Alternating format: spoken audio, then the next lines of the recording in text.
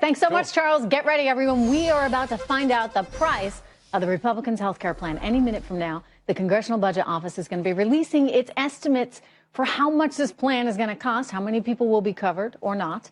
So will the score be good enough to convince some of the skeptics out there? And can we finally repeal and replace Obamacare?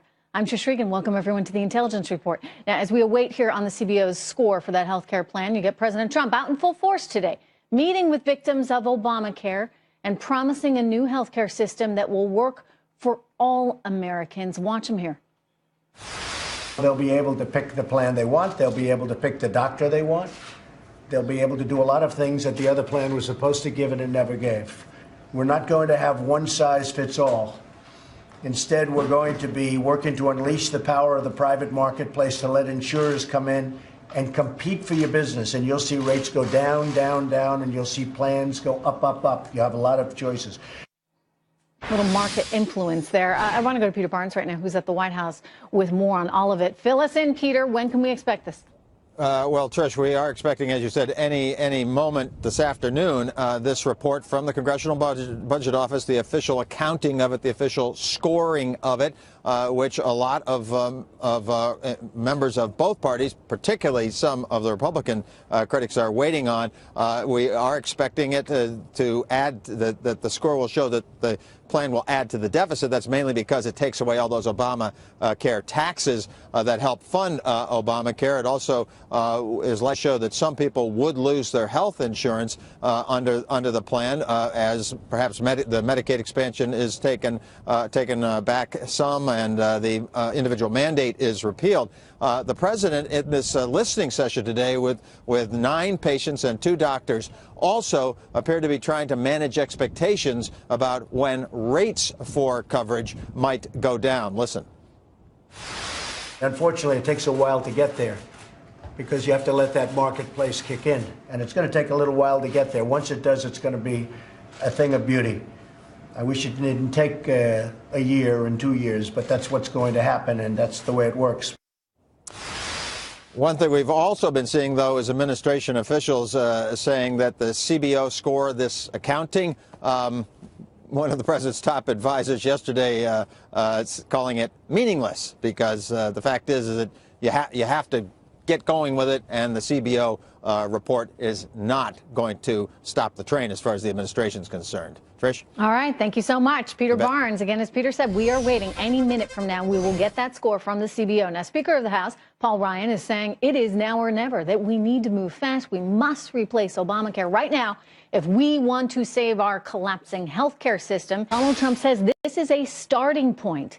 So my next guest has some ideas. She wants to save our broken healthcare system, and she thinks this is a good starting point with some tweaks. Joining me right now, former Lieutenant Governor of New York, Betsy McCoy. Good to see you, as always, Betsy. This has been your platform over the last several years. What is it about this particular plan now that you would tweak and you would change? Well, first of all, let me tell you what's so good about it. There are a couple of things I would change, but what's so good about it, Section 2202, I haven't heard anybody discuss it, but the big difference between Obamacare and this law is that section, because that section provides a multi-billion-dollar fund sent to the states each year to directly pay the health care costs of the sickest individuals in the individual market. That means that your premiums, the premiums you're paying as a healthy person, won't keep going up, up, up to cover those very sick people. But the government's going to pay for them instead? That's right, but it's much... you know, that's still effectively us, right? Oh, no. Let me tell you. Paying directly the costs of the sick through tax dollars is far cheaper than trying to pay healthy people, subsidize healthy people to buy overpriced insurance. The fact is, the reason that Obamacare premiums have doubled is that the law said you healthy people have to pay the same premium as a very sick person. Okay, but you're going to then wind up labeling these sick people and putting them in a group? No, they're going to buy the same insurance and pay the same price. But at the end of the year, it's called reinsurance. The insurance companies will say to the state fund, these were the people that cost more. We're submitting an invoice for them. And then the state government through using federal funds. Okay, will so pay you for like them. that. You like that a lot. Very you think that's innovative. Help contain costs it will for help else. contain premiums. It will make health insurance affordable for healthy buyers. Okay, walk me through some of your other, well let me just say the most important thing is that this is a jobs bill. More than anything else, this repeal bill is a jobs bill. And what concerns me about the CBO report that's coming out later today, they talk about the number of people covered. They talk about the costs. They do not talk about the number of people who will have a job. But the Federal and you Reserve say of it's New a York, jobs bill because small businesses have been forced to cut back on employees. Oh, yes. For example, retailers and other low-margin industries, hotels, right, fast food. Restaurants, They were told you must provide the one-size-fits-all, very expensive health plan for your workers. They couldn't afford it, so they pushed their workers down to part-time status. Here's a list of 400 of them, 400 employers who pushed their workers down to part-time status, demoted them, right, so that they wouldn't have to provide the Obamacare plan. If the CBO comes out and says that not enough people are going to be covered via this new program, what do you say in response? I'll tell you what bothers me about that. First of all, no one's going to lose their coverage right away under Medicaid because everyone who's currently enrolled this year, next year, 2019, under Medicaid is grandfathered. They are guaranteed they're not going to be thrown off Medicaid. Right. And so you're changing it for the future. You're saying, look, you're not going to be able to just live off the dole with Medicaid going forward. You'll have to pay. Obamacare made a ridiculous promise. Obamacare said to the states, you enroll as many people in Medicaid as you want, and the federal government will pick up 100% of the cost. That's like taking your credit card and giving it to your teenager, right? Nuts. All right. So I know how much you hate. Bottom line, I know how much you hate Obamacare. No, I know that this law this is the jobs bill. We're going to cover everybody under Medicaid. Is there anything you don't like about this new one? Yeah. Well, there are certain things that couldn't be included because of Senate rules, and they will be included in future bills. For example, purchasing insurance across state lines. Some of the improvements have to come in the future. The Senate rules prevented us. But it's a very good starting point. It's a good starting point, especially if you're looking for a job, Trish. Oh, believe me. Hey, look, we got a this is going to help you. We got a good print on Friday. Let's keep up that momentum. We need to keep adding jobs. And we need good paying jobs. Thank you so much. Betsy McCoy, good to see you.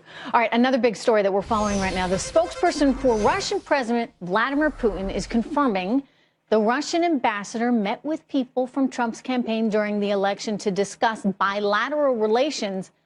But this is very important. Get this. The Clinton campaign also had meetings with the Russian ambassador during the election. What do you know? If you look at some people connected with Hillary Clinton during her campaign, would probably see that he had lots of meetings of that kind.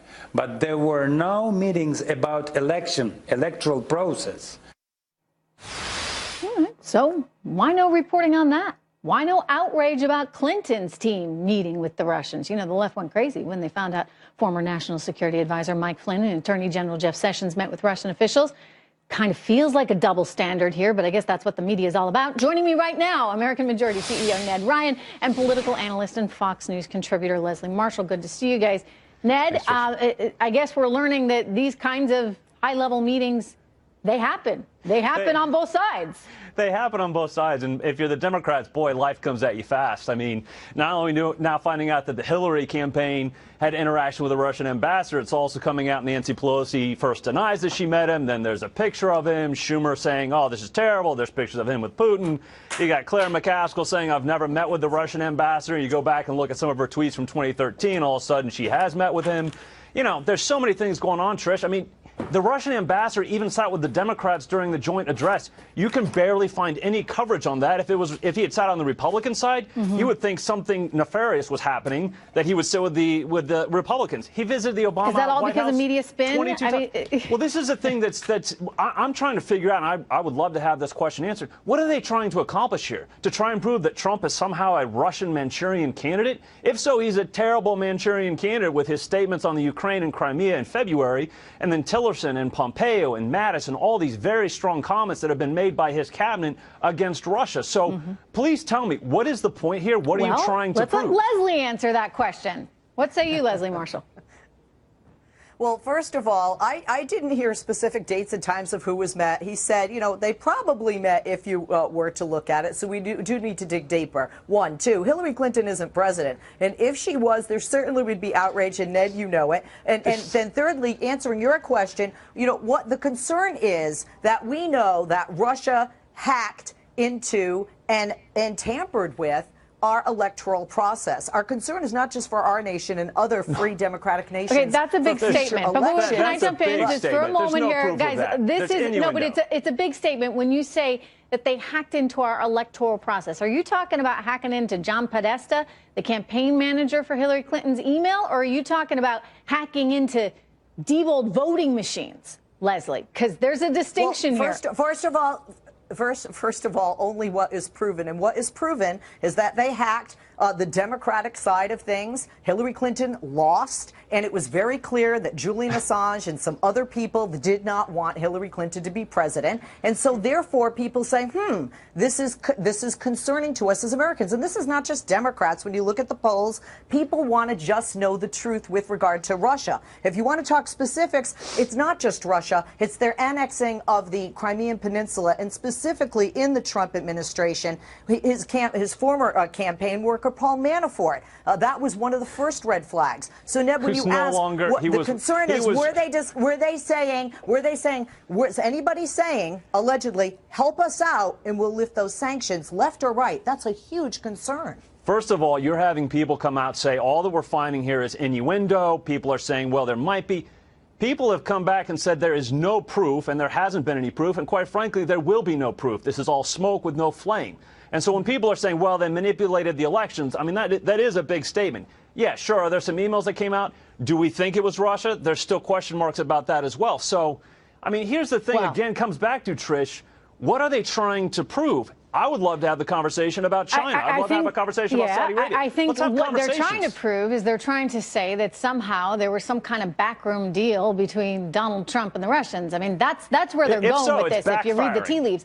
Right. But the other thing I'd point out, and Leslie, you know, look, unfortunately for her, unfortunately for the Democratic Party, she was not a good candidate. She did not know how to campaign. She did not know how to relate to your average American. She had no empathy for people who were losing their jobs because of these structural transitions in our workforce. And she never bothered to go to the Rust Belt to go campaign. Now, that wasn't the Russians holding her back. Those were her own decisions, and she was advised to do so even by her own husband. She didn't follow anyone's advice. So as much as people want to say, oh, it was the Russians, the Russians, the Russians, I don't know how the Russians prohibited her from doing the necessary campaigning that you need to win an election. I don't feel that way, and the Democrats that I speak to don't feel that way. They're two separate issues. It wasn't just I don't feel Hillary Clinton as a candidate. When you look at the number of votes that she got, I agree that she should have gone to the Rust Belt. She should have listened to her husband, and she should have focused on what we all know is the reason people win elections left or right is the economy. How are you going to bring jobs back? How are you going to increase people's zeros in their paycheck? But with regard to the party, it was extremely divided. And you had the Bernie or bust people that stayed home or voted for Jill Stein or Gary Johnson. So I think it was not just the messenger. I think it was the messaging, and I think it was the lack of unity among people of the mindset, even if they didn't want to call themselves Democrats, and a lot of bitterness. You know, there wasn't a whole lot of unity amongst the Republicans either, right? She was a terrible candidate. Unfortunately for her, yeah, she was. And the Democrats will need to learn their lesson and start looking right now for somebody good, because they're going to need somebody very good to go up against this president. Ned and Leslie, thank you so much. It's good to see you guys. Oh my goodness, Trish. Have you guys been following this one? The Northeast bracing for a monster of a winter storm. The ripple effects sure to hit travelers, airports, businesses nationwide. We're taking a look at all those economic effects and what exactly this weather is going to look like for you. I was going to say it ain't pretty, but actually it's probably going to be very pretty. We've got the intel for you. I'll see you right here after this. All right, the Northeast is bracing itself for a travel nightmare as a massive winter storm approaches the area here. The region could receive more than 1 foot of snow beginning as early as tonight. Joining me right now with more is Fox News meteorologist Adam Klotz. He has the forecast for us. Important stuff to know. Hey, Adam. Hey, Trish. Yeah, this is a large system, obviously going to be causing some travel concerns and just causing concerns in general. As we're looking at winter storm areas, these are winter storm warnings in place stretching down from portions of Virginia all the way up to Maine. And then you see that little red outline right along New York City, a little farther to the south of the coast and then running to the north as well. This is a blizzard warning, which means we could be dealing with whiteout conditions come tomorrow. A couple of reasons for that. One, obviously the snow, but also incredibly windy conditions. So here's a model run of this system running up the coast come tomorrow. And out in front of this, you're looking at winds likely getting up to 70 miles an hour. I think gusts here in New York City, wouldn't be surprised if we saw winds at 50 miles an hour. You combine that with the snow, and yeah, we're talking about a big system. Here's how that snow eventually moves on into the area. And pay attention to the timestamp in the corner. You'll be able to kind of time out when this moves through. I think lifting through the New York City area, getting around midnight, the couple hours after, and then only increasing through the morning hours. So becoming heavier, becoming nastier, and then lingering into the forecast late Tuesday before clearing off Wednesday. How much snow are we talking about? Well, that's what everyone wants to know. Here's what we're looking at. New York City, wouldn't be surprised if we got around a foot of snow, but you do run a little farther inland and you notice some of these areas maybe up to 18 inches. This combined with that wind, 50, 60 miles an hour, that is when we start talking about blizzard conditions, Trish. Wow. All right, Adam. Well, I can tell you, my kids are psyched. Yeah, they're going to have a snow day. I will be here nonstop. So me too. Me too. Right. That's the thing about the news business. Anyway, thank you so much. Let's take a quick check on some of the airline stocks to see how they're reacting to the news of these setbacks in travel. You can see all of them pretty much lower there, at least what you're looking at there. Delta, American Airlines, United perhaps down the worst there, almost 4%. Meanwhile, the markets overall are a little bit softer today. They, of course, are looking ahead to Wednesday. Wednesday's the big day. You get the Fed meeting on Wednesday, and we're anticipating that we're going to see a rate hike out of Janet Yellen. Markets are also looking to the UK this week. The Brexit process is anticipated to begin there, and the question is, what kind of havoc is that going to create on worldwide markets? We're going to talk about all of this and how you should be positioned for this new world order next. All right, let's turn to the markets right now. You can see we're a little soft right now. You get stocks, however, the Nasdaq's higher, just getting ready for the big day, right? Investors are keeping this eye on all these different events that are happening. It's a very, very busy week for these markets. First of all, the biggie is the Fed. Wall Street's paying a whole lot of attention to the Fed to figure out what they're going to do with their two-day policy meeting. The expectation is that they're going to raise rates probably by a quarter point. This would be following last week's strong February jobs report. So in other words, the economy hopefully is on strong enough footing that we can start to move into a higher interest rate environment. The big key, though, to find out from the Fed is just exactly how often these rate hikes are going to come. So we're watching for that. Meanwhile, we're also watching the European markets because Britain is entering talks to pass new legislation that would initiate the process to leave the European Union. This is the whole Brexit thing playing out in real time now, and the bill could pass through Parliament as early as tomorrow. But take a look there. European markets shrugging off concerns of this right now. Joining me right now on set, Bullseye Brief author and founder Adam Johnson, along with Recon Capital CIO Kevin Kelly. Good to see both you guys. Adam, are you worried about anything right now? I mean, Brexit going on, the Fed looking to raise rates. Love it. Look, mission accomplished over at the Fed. They have a dual mandate. Full employment and price stability. They accomplished both of that. So it's time to get us back to normal, create higher interest rates so businesses can make rational decisions. And by the way, retirees can finally get some income. And as far as Brexit, that was the most brilliant decision the Brits have ever made. Get rid of the EU. They don't need it. So, yes, I'm very positive. So you think the markets are going to be able to interpret all this just fine? I mean, hey, a lot of investors have been looking for the opportunity to have higher rates because it suggests more positive things about the economy overall, Kevin. Yeah, I mean, this is the biggest week. I mean, you have the Bank of Japan as well as the Bank of England. So they're going to be looking at and assessing trade policies and how it's going to dictate their rates. And I think investors can be worried here and want to focus on what the Fed does because they want to see guidance going forward. We saw volatility come in very pronounced after the first time they raised rates. They indicated 4 rate hikes. Right now, the market's anticipating 2 being priced in. it'll be fine with 3, but anything outside of that, that'll spook the markets because they want to see a gradual rise. So let me ask you about this. On the front page of the New York Times this morning, there was an article about the Fed and saying effectively that Donald Trump was totally at odds with Janet Yellen. In other words, she's trying to go this way to slow the economy down. He's trying to go this way to rev things up. And I thought, maybe that's not such a fair characterization, right? Because she's actually looking to make sure she wants economic growth. She just doesn't want it to become inflationary. Well, again, the Fed has this dual mandate, one of which is price stability.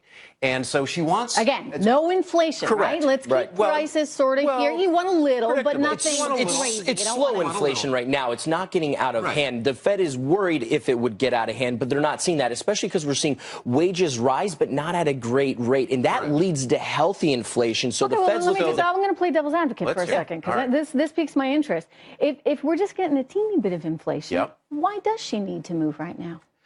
Because rates are so low. They have never been this low. The Fed funds rate is still 0.75 of a point. I mean, think of how low that is historically. That's nowhere near normal. Typically, you have about 3 to 3.5%. All she is doing is getting us back to some sort of normal threshold, again, so that businesses can make rational decisions and retirees can finally get some income in their retirement accounts. It's just getting back to normal. We're not normal yet. This is very important, though. You're saying businesses make rational decisions. Yes. In other words, Kevin, when money's free, when money's cheap, perhaps people don't make the most rational decisions. You need a little bit more of a push-pull in the ability to go out and spend this money? Yeah, and I'm glad you bring that up, because in regards to the Fed, businesses are looking at fiscal policy to drive the economy further, no longer the Fed. They were worried about that easy monetary... Right? Yeah, that's exactly it. So now businesses are more comfortable in reinvesting in property, plant, equipment, labor. They're willing to spend because they think that's going to grow. As we talked about the easy monetary policies, a lot of companies were doing stock buybacks because they weren't comfortable with the policies coming out of Washington. Now they are in reinvesting in their future because of the regulatory environment and because of the fiscal policies that should stimulate the economy. By the way, it's very important. If you're running a business and all of a sudden you know that rates are going up, you're going to make some decisions now that you might not have made if rates are going to stay low for a long time. I think that's also going to create dispersion among companies. Some are going to do well. Some projects will make sense. Others won't. Some companies will do well. Others won't. It's actually a great time for stock pickers. As a result, we finally have some diversity in the economy. Also the net interest deduction may be taken away on the future tax policy, so companies are evaluating that right now as well in regards to future borrowing, so they may be deleveraging. So where do you see this heading? I mean, just, as we go through summer and into fall, I know you think 24,000 is a possibility. Well, is that this year, or is that 23,000 is... Okay, 23,000 for this year? Yeah. And I'll tell you why. Because earnings have been... have effectively been flat. Operating earnings for the S&P 500 have been $118 for the past 3 years. This year, based upon the consensus estimates, they're going up to, call it about 128. Okay. That doesn't even include any of the potential benefits that we get from tax reform or regulatory reform. So we know we have earnings growth for the first time in 4 years. We may get a kicker that comes from the White House. It's going to be very hard. That to me is enthusiastic. To bring this back to as we start the show talking about healthcare reform and the politics of all of that, if you start seeing 23,000 on the Dow, if you start seeing jobs reports like what we saw on Friday, and they are consistent, I don't know what people are going to have to complain about, Kevin. And they're small businesses hiring, so that's why people are actually focusing on the large cap names like the Dow as opposed to the Russell. The Russell has given up a lot of the gains because everybody's focused on tax policy coming later on in the year, and that would have benefited if it came earlier, the small cap. So that's why people are focusing on Dow and talking about 23,000. It's a nice looking chart. Thank you so much, Kevin. You can check out Adam's individual investment ideas in his newsletter. All right, coming up, everyone, reports of division brewing in the White House between pro-trade advisors such as Gary Cohn and more nationalistic advisors like Steve Bannon. You get two very different kind of economic philosophies at play here. And I got to say, it's kind of fitting, considering that Donald Trump himself really doesn't quite fit into any party buckets. Our own Charlie Gasparino is here. He's got the intel on it for you next. All right, I want to get you caught up on the markets. You can see still off about 20 points. Again, the biggie this week is Wednesday. Everybody's waiting on the Fed. You can see, though, tech responding decently right now, up about 0.2%. Getting to some of the other big business headlines we're following for you right now. Intel is buying Mobileye, a driverless tech firm, for $15.3 billion. Intel is trying to position itself in the autonomous driving sector after missing the market for mobile phones. Mobileye is up nearly 29%. Over the purchase, you can see there. The impending nor'easter, meanwhile, given a boost to some storm-related stocks. Home Depot, Lowe's trading higher right now over customers' expected anticipation of that they were going to go out, rush to buy shovels, salt, all those kinds of things. Charlie Gasparino here with me now. No, I didn't actually buy a shovel, but that's because I live in the city. Oh, that's so I don't have to shovel my own snow. Airline stocks I showed you earlier, they are down all ahead of the storm as well. But let's get to this other big story. The reason why Charlie Gasparino is on set, everyone. You're getting some very interesting reports of some discord there in the White House between two very key influential people, Steve Bannon and Gary Cohn, former Goldman Sachs guy. Well, I think the initial reports, had it out there. And, I've done some reporting on this, and I've spoken with Reince Priebus, and I've spoken with Steve Bannon. Reince, as you know, is the chief of staff for President Trump. The initial reports are those were the two guys that were going at it, over policy and turf inside the Trump White House.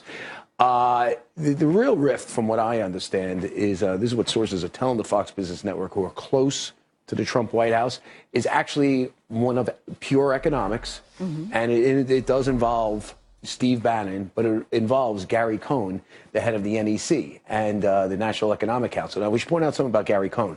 He's kind of an oddity in the Trump White House if you think about how Trump ran. As a nationalist that Steve Bannon would like, anti-globalist, Gary Cohn is an Obama-supporting globalist. I got to tell you, now I used to work for Gary way back when I was at Goldman Sachs, right? I was so surprised when I saw that he was going to go take this job. And it actually, but I think it speaks volumes about Trump's ability to cross these party lines. But Gary's, to be honest with you, Gary's very much on the left. To be honest with you, Trump likes the way he looks. Come on, okay.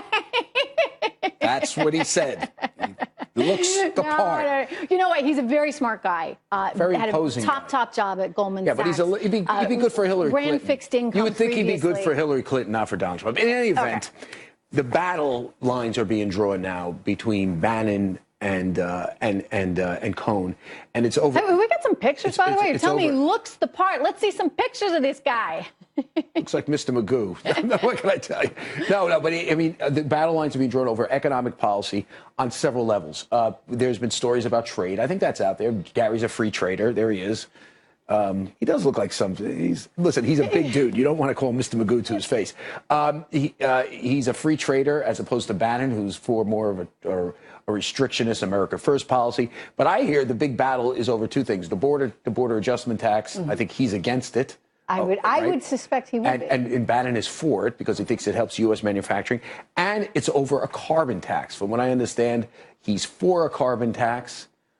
Bannon is against a carbon tax. But how big a rift is this becoming? This is pretty big. It's so big that, It's big enough. Now, we should point out that Hope Hicks, the spokeswoman for President Trump, denies that there's any rift. I am telling you, point blank, that they are telling respective people, their people on the outside, that they don't like each other, and they are going to battle over this. Now, the question is, Trump essentially likes this sort of infighting. He thinks there's a creative destruction that occurs when people are at each other's throats. Does it slow down legislation? Does it slow down policy making? Does it help policy making? I will say this. Some of the absurdities of the Trump economic message, which, on one hand talks about free markets, on the other hand talks about trade restrictions, they're being played out in these. As we went into the story, that was sort of my point here, because he's complex when it comes to I wouldn't say absurd, but I'd say complex when it comes to the economy. Contradictory. Because, on the one hand, he wants one thing, and then, well, you know what? He's forced everyone to rethink things like trade, which I think, Charlie, given where we've been in this country, for the last 20 years is important to do. It's important to have these conversations. It's one thing to different sides of the coin. it's a one thing to rethink trade. It's another thing to blame Detroit's demise on NAFTA, which he did, which is absurd. I mean, I think that's where people start thinking about. Listen, I'm not going to tell you like let's cut deals that just give Japan all the benefits and we get nothing. But if you're out there demagoguing NAFTA as something that caused Detroit's demise, when we know it's so much more and so much between union contracts and runaway liberalism. I start questioning other stuff. It's one of the reasons, and politically speaking, trade is it is a reason that people, resonate with. You go through any small town right now. No, NAFTA. Charlie, okay, did NAFTA, in America. No, wait a second, Trish. NAFTA. It speaks volumes about trade when was NAFTA overall. when was NAFTA Clinton. passed? 94, right? Yes. 95 we started seeing it. You tell me Detroit was not in trouble until 1995. No, I hear you. I mean, it's been a long, slow decline. But if you're going to demagogue, there are many reasons. Yeah, but if you're going to demagogue, if I'm a politician, I'm gonna grab something that if actually is tangible. If I'm a journalist and you start saying that NAFTA caused Detroit's demise, I'm going to say you're full of. We're going off on a whole other tangent, and I love you, so I love you I too. don't want to fight with you. We're not fighting. This is hardly a fight. Yeah. Oh, boy. Oil continues to trade lower right now. Now down for the 6th day in a row, closing well below $50 a barrel on fears of global oversupply. Let's go to Jeff Flock, who is live in the pits. Lucky him. Better than I'm just at the CME with the very latest. We can all agree about oil right now, right, Trish? We're down again today. It's been a long week of oil declines. We're down now 12 cents in the after hours. 48.40 was the close. We got below $48 today, taking support, I should say, below that $48 level. So what does that say about the future? We got a report from Cushing today, from Genscape. They say oil continues to build up at Cushing. We got way too much oil. That's what's driving this price down. Another 1.7 million barrels of build at Cushing. Doesn't bode well for the Energy Department's report this week on Wednesday. I would give you one piece of positive news about the future of oil. Take a look at a couple of oil stocks, Baker Hughes and Transocean. Both of those stocks you would think would be really hit. They support the oil exploration industry. You'd think they would be really hard hit in the midst of all of this. They are down for the week, but both of them actually up today. Maybe we've reached a bottom, Trish. I don't know if we can agree on that. But then again, maybe this isn't a day to all agree on everything. Apparently it isn't. Jeff, thank you so much. Good to see you, sir. All right, a high-profile Manhattan prosecutor defiant in his refusal to resign after the Trump administration followed tradition and asked for the resignation of 46 Obama appointees. Well, Preet Bharara tweeted that he was fired and then was proclaiming, quote, absolute independence in his fights against public corruption. But, days earlier, President Trump had actually reached out to him. He reportedly refused to take the call. The thinking is maybe he was going to give him a heads up. The fact, this is par for the course for early administrations. I mean, think about it. Obama did it. Clinton did it. But, that's just not enough to calm all of those on the left that are freaking out about all this. For more on the phony scandal, I'm joined by Dan Gaynor of the Media Research Center. Dan, isn't that important for people to remember? We're calling it a phony scandal because somehow they now think they're getting amnesia and they're forgetting that this is kind of just what a president does. Yeah, this is just part of the national media tantrum. You look at it, the Washington Post plays it up on the front page as the lead story on Sunday. The New York Times puts it on the front page. Politico, I love this. They use the word oust. When Obama did the cut, they used replace, pardon me. And one has meaning, one has another meaning. One's a mild word, one's a strong word. This is what they're trying to do. They're trying to paint this as an extreme thing, and we're supposed to get upset about the release of an attorney that honestly no one outside the media care about. I think there was something fun going on with your camera. Let's talk about this particular gentleman. Some are saying he just kind of wants his chance to have the spotlight on him here. Why is he making such a big deal out of all this? Well, they're making a big deal about this because they want it to be a controversy. You look, CNN had a legal analyst come out, did a nice piece, referenced how Bill Clinton got rid of twice as many attorneys. Twice as many. That's not, that's not the issue, not what the media are talking about. Well, why do you think They Preet want Bharara, a controversy. in terms of his own career, selfishly is making this move? Oh, because this is political. He's either going to run for office or wants a nice job someplace. He ends up being, just like we've seen a couple times before, anybody who leaves the Trump administration and heads to the left, it benefits their career. I'm sure in a year or two we'll see the Preet Bharara for Senate or for governor or whatever bumper stickers floating around, because that's the way this game is played. In other words, if you want to become someone now in the Democratic Party, you have to be against Trump, and the more public you can be about it, the better off you are. I mean, I had joked that maybe Madonna was going to run for president, given her antics and what she pulled. There's certainly a stable of Hollywooder types that would probably like to throw their hat in the ring, but, perhaps as we watch some folks like Corey Johnson and now Preet Bharara, you've got a Democratic Party that, let's face it, Dan, is very much in need of leadership. Is this what they think is going to get them?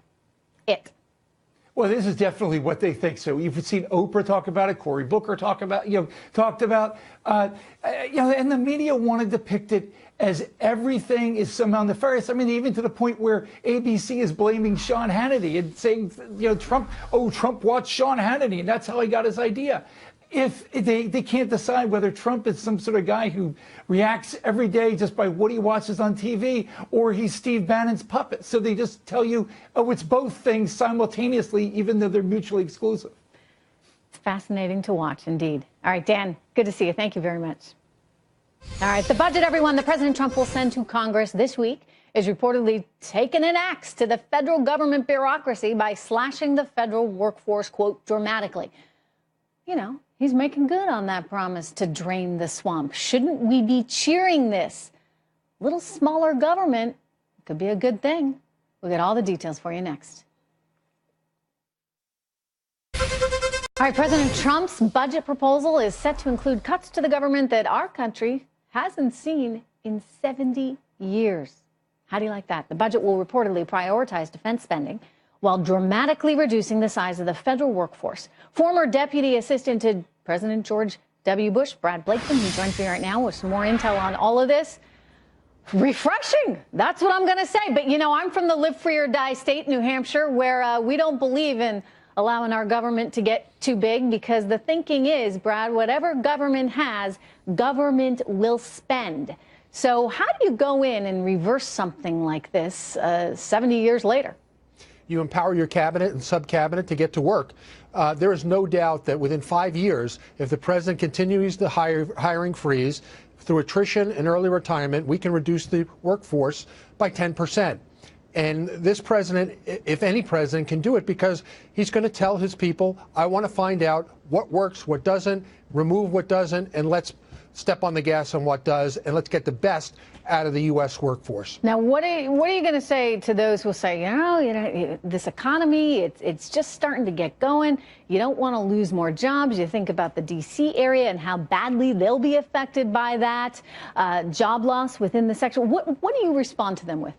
There's plenty of work in the private sector. As a matter of fact, government workers will have a better time, I think, transitioning to the private sector because they served in the public sector. So if jobs are created in the private sector, this is the perfect opportunity for them to transition.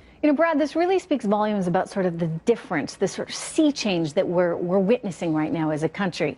When you think about President Obama's years and this sort of sense that the bigger government got, the better off we'd all be. If only there were more government jobs. That was the thinking. We didn't have enough. And now there's a total reversal of that. Let's get rid of that big bloated government and empower the people. Talk to me about the seismic shift we are watching as we speak right now. Well, look, Republicans believe that government should only do for the people what the people can't do for themselves. Government are the policemen, the firemen, the things that the private sector could not do because there's such a constituency that needs to be served. And then, government creates government. That's been the object of Democratic administrations. They believe that government is a cradle-to-grave institution where the people become dependent on the government. We don't believe that as Republicans. We believe empowering people is the way not only to have a better work product, but also a better freedom and a better feeling towards a free market. The other scary thing, we just saw the numbers up on the screen. I mean, we're looking at roughly $20 trillion in debt. It is not sustainable. There is no way that my kids will have as good an opportunity if they are stuck dealing with this massive amount of debt that, frankly, we cannot afford. And I'm out of time, unfortunately, Brad, but we'll have this conversation another time because, look, great societies, they haven't always fallen because of military concerns, but because of debt. You can't keep this going.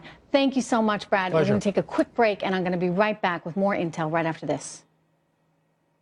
All right, breaking right now, President Trump is about to meet with his cabinet at the White House. Stay with Fox Business for any developments coming out of that meeting. Of course, we're still waiting on the CBO to come forward with their assessment of the Republican health care plan. In the meantime, the conversation doesn't end here. The left goes crazy when they find out something like National Security Advisor Mike Flynn and Attorney General Jeff Sessions met with Russian officials. And yet then you see radio silence when it turns out that the Clinton campaign did the exact same thing. Is that a double standard? Head over to my Facebook show page at Trish Intel. Tell me what you think, or to Twitter at Trish_Regan. And bundle up. It's going to be cold.